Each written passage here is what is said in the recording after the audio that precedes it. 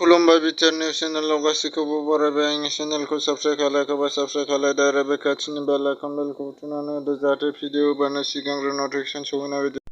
मैया क'क्राझार जिल्लानि सिङाव थानाय गसाइगाव महकुमानि सिङाव 2 नं हावलियापेट आइत्स जातीय बिद्यालय लांगोनायाव दुलाराय बिटिसि तामिल संखियालुगु परिषदनि गसाइगाव जिल्ला कमिटि आरो साफ्राकाटा पामराबिल आरो चिमुललापुर अचानिक जथायै बानजायनायाव बिटिआरनि ओनसोलनि मुसलमानफोरनि हानि मोनथाय आरो गुबुन गुबुन जेंनाखौ लानानै मैया मोनसे दिथागिरिफोरनि मोनसे सावराय जथुम आखायाव लायो। बे हाबाफारियाव बिटिआरनि मावफुं सोद्रोमा रनजित बसुमतारी बिथांखौ आलासि महरै हांख्रायनाय जादों। बे हाबाफारियाव बाहागो लानाय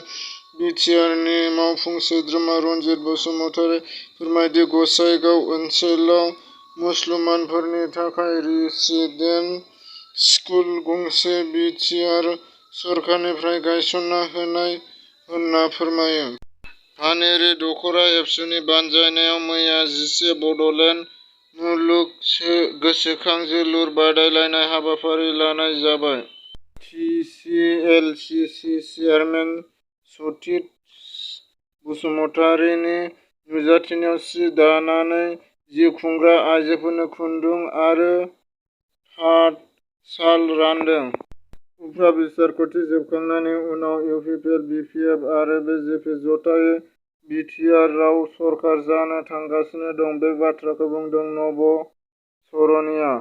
हाग्रामा महिलारीआ गावखौ इउपिपिएलआव लाफानांगौ होनना गोबां बर' इउपिपिएलनि दैदेनगिरिनि खाथियाव थांना आथिं हमहैगासिनो दं। बे बाथ्राखौ बुंदों राकेश ब्रह्म।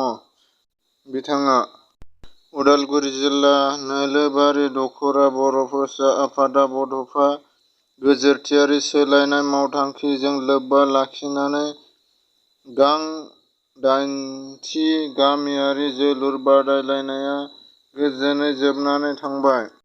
आफगानिस्तानखौ तालिबानआ सेख'नानै लानायखौ मदद होनायनि दायआव आसाम पुलिस बिफानआ खानाय सा 14 सुबुंखौ गुवाहाटी गोजौ बिजिरसालियाव बेल होबाय। सासे बर' मानसि आबाद मावनानै जानाय रोजा रोजा बिगा माइ आबाद गाज्रि जाबाय। बिथाङा आसाम सोरखारनाव बिटिआर सोरखारखौ बिनि राहा लानांगौनि थाखाय खावलायदों।